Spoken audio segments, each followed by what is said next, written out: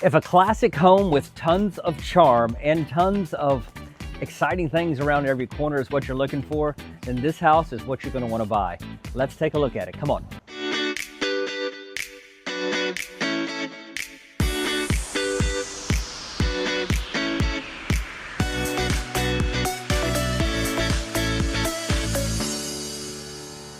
Hey guys, I'm David Jones with the Upstate Home Buyers Hub, and today we're looking at a home in the Fernwood neighborhood of Spartanburg, South Carolina. Now this house is from 1960, but don't let that date confuse you or scare you because this house has so much charm and things to offer. Now listen, here's an insider tip as an agent. If a house listing says charm, a lot of times that means it's just tiny. This is not the case with this house. Now look, it's only 1,700 square feet. But it literally feels like it's 25 to 3,000 square feet. It's huge, it's huge. Let's go inside and take a look.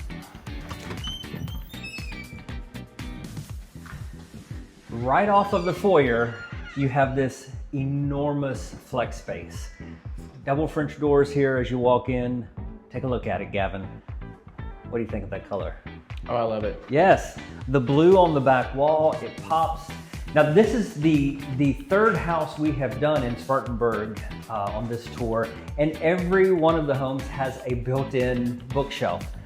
Look at this. I mean, you've even got a nook that you can sit and read if you want to, but this space is huge. Gavin, let's do the corner-to-corner thing we do. Look at the space that we have here. I'm not sure how big this is, but what is this? Maybe 24 by 15?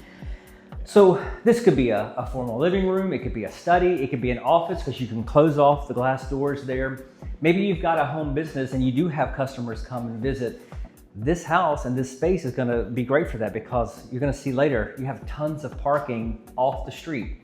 You're on pretty much private parking lot. So let's take a look at what's next. We're gonna go to the kitchen.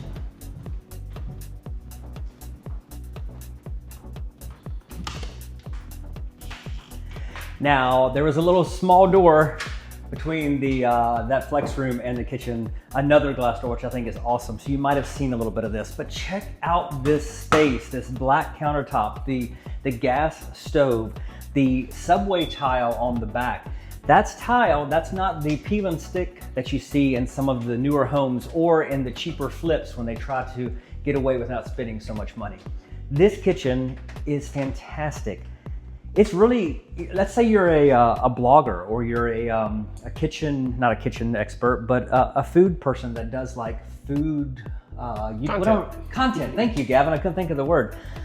What if you're doing content? Could you imagine setting up at this angle, maybe even Gavin, why don't you go that way?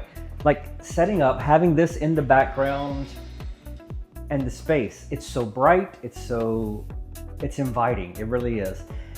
You may feel like this is a small kitchen where everything is within reach, but it doesn't feel that way to me. And I like a big kitchen, but the fact you've got a huge refrigerator unit right there, tons of cabinet space. Yes, this is exactly what I was about to say. Yeah. And then you can also have your little coffee bar over there. Yeah, and it's lit too. A lighted coffee nook, and then tons of cabinets. I mean, this looks out over the backyard. Look how cute this little breakfast nook is. Little cutout, great chandelier, a great space to just have your coffee. Or if we spin around, look at this. Again, so much character, all right? Another built-in bookshelf.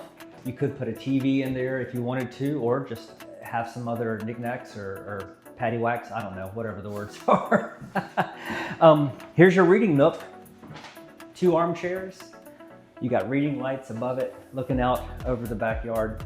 I really do love this fireplace though. I mean, this brick is such a great accent to this house with the hardwood floors. This house was built in 1960, remember that.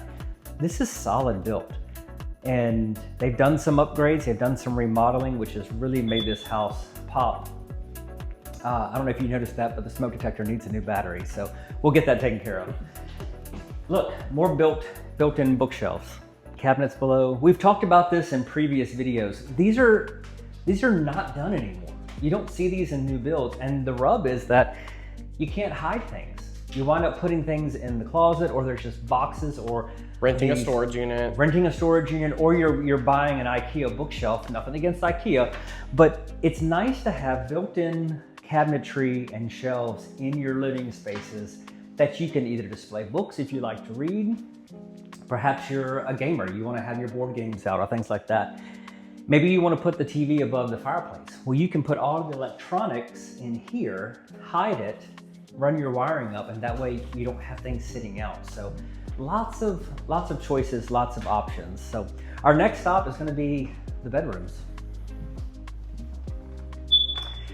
First stop on my right here is the second bedroom, and they have done a great job just giving it a little color pop. Nice new fan.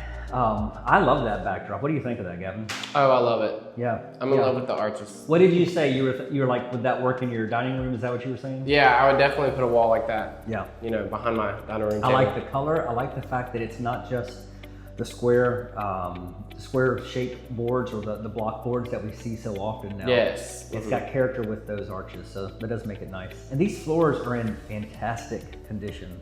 I don't know if they've redone them, but they look great. Right off of this bedroom is the first full bath, and it's huge. Nice marble countertops there, big mirror, new subway tile on the shower. That's a lot of space too. Love the tile on the floor. At the end of the hallway is the primary suite. At the end of the hallway is the primary suite and that pesky fire alarm. And take a look at the size of that bathroom as well. You've got, it almost has a spa-like feel. You've got the tub there, but then the glass shower. I think that's what I like the most. On the other side, of course, walk-in closet. And then this is a feature Gavin pointed out. We don't see this often, but the medicine cabinet in here actually has a lock. So if you wanted to make sure you keep that, keep that locked up, you know, for children or guests, that works.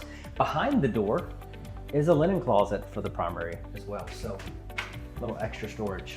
Now, the cool thing about this primary suite is that you can't see in it by looking down the hallway. You turn the door and then you come in, and then this room spins around towards the front of the house.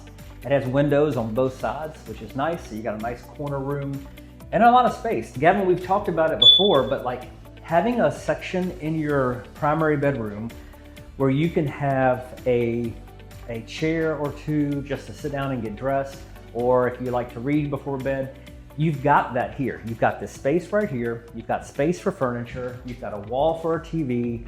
You've got the space for your bed. All of that can take place, and it's hidden. So give them a look around. Yeah.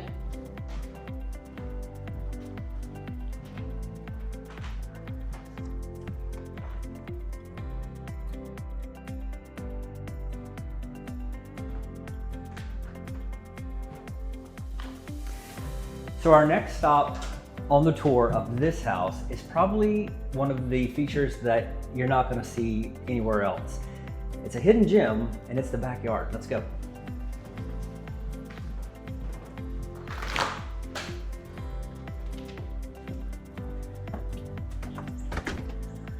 So this back patio is so private, it's so quiet, and it's so serene. I love the pergola that's up here above it. You know, you've got the option if you wanted to have some vine plants that would grow. It's got electrical outlets there in the garden area if you wanted to add something over there like a water feature. But it's brick. This is not poured concrete. It's beautiful brick that's been laid. It's got class. It's got, you know, just that nostalgic feel. Also, it looks like I'm seeing a natural gas line hook up over here. And so that's for your grill. You want to have an outdoor grill right here. You can run that straight into that gas line, which is a great feature, something I prefer. Looks right over from the window where the sink is in the kitchen and the breakfast nook, and even the living room that we saw with the fireplace. So here's a cool feature. Gavin's gonna back up and give you the whole look, but take a look at the driveway. I told you earlier that if you had a business where you had customers come in and you wanted to provide parking, you got a long driveway, basically an extra pad for people to park on, but you also have a 2-car garage. Cute little backyard if you wanted to have some pets or just a little seating area out there. But the real interesting thing with this house is the fact that it has what we've kind of deemed like a Disney set almost. It's got this extra little building with a front porch and the overhang. So let's go inside. I just feel like this space all pieces together very well. It does connect. This right here is a heated and a cooled workshop, workspace, whatever you want it to be. Not sure what they had in here before. We're trying to guess, but there are 220 outlets. There's 4 of them around the room. There's outlets in the ceiling. There's a great hanging bar here for garments or whatever, but look at all the storage you have. Cabinet after cabinet after cabinet. So we were trying to guess, was it a laundromat? Was it a t-shirt press shop? Because we don't see any water in or out here, but we do see the 220 outlets. So interesting. I don't know. Comment down below and let me know what you think it is, because I'm gonna call the realtor. I'm gonna find out what this room was used for. And if you comment below and you get it right, man, maybe we'll send you some merch or in this space, it would be really cool to put like some couches, maybe a pool table. Oh my gosh, yeah. I mean, if you've got young kids or something like that, this could be a hangout, this could be a pool table, or this could be a gym. It could also be another office. So if you wanted to have this as your home office and have clients or whatever come around back and come in this way, it's private, it's a quiet space, it's great. We won't cut into here, but right off of this is the 2-car garage. And it's actually, to me, we can duck in. It's bigger than a normal 2-car garage. And the reason I say that is if you look at the garage doors, you see that it's not one big door for 2 spaces. It's 2 separate doors with a spacer between. If you're looking for a garage that you can park your cars in, that's a great way to look for a garage that's gonna be big enough. It's a great tell right there when it's 2 doors and not 1. Big, high ceilings. Looks like you even have storage up. You can pull that down. Gavin, what do you think about the backyard area? What's your favorite feature?